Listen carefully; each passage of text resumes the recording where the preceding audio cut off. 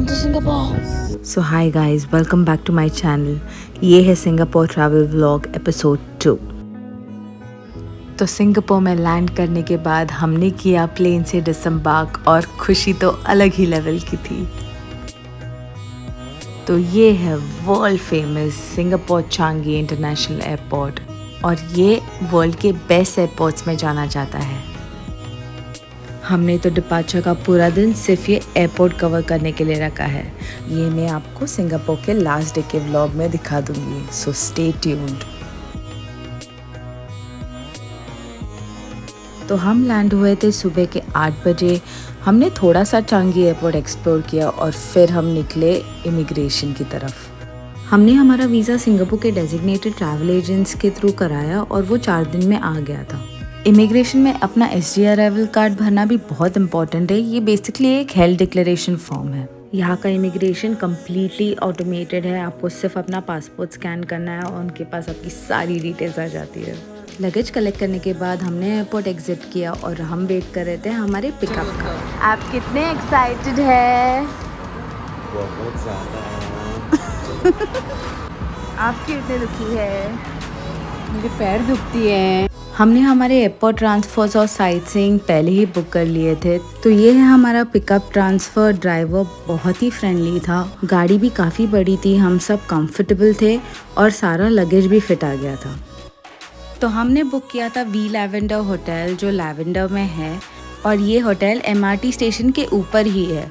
सो अगर आप solo travel कर रहे हैं या एक कपल है तो आप MRT भी यूज़ करके ये होटल पहुँच सकते हैं।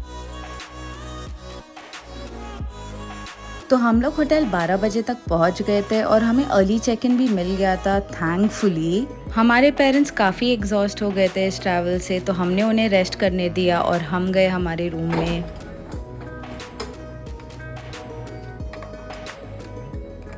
ये है वी लैवेंडर होटल का स्टैंडर्ड रूम। इसमें क्वीन साइज बेड था। रूम ज़्यादा बड़ा नहीं है पर 2 लोगों के लिए काफ़ी है।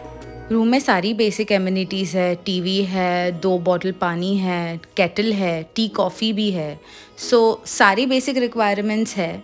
एक वार्डरोब और लॉकर भी है, तो आप अपना सामान इस लॉकर में भी रख सकते हैं। ये एक बेसिक रूम है तो कोई व्यू नहीं था। वॉशरूम भी छोटा है पर क्लीन था। सारी बेसिक एमिनिटीज़ थे, टॉयलेटरीज, टावल्स एक्सेट्रा। बस जेट स्प्रे नहीं था। फिर लगी थी भूख। घर से हमने लाया था कुछ पुरन पोली, तो हमने यही एंजॉय किया।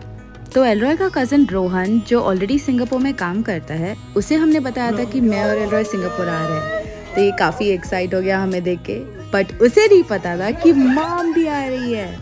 तो वो उन्हें देख के बहुत ही ज़्यादा इमोशनल हो गया।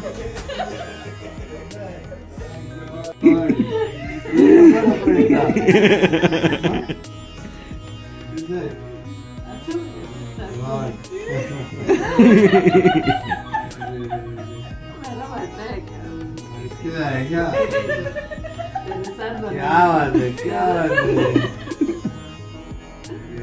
ये कब प्लान कर रहे हो?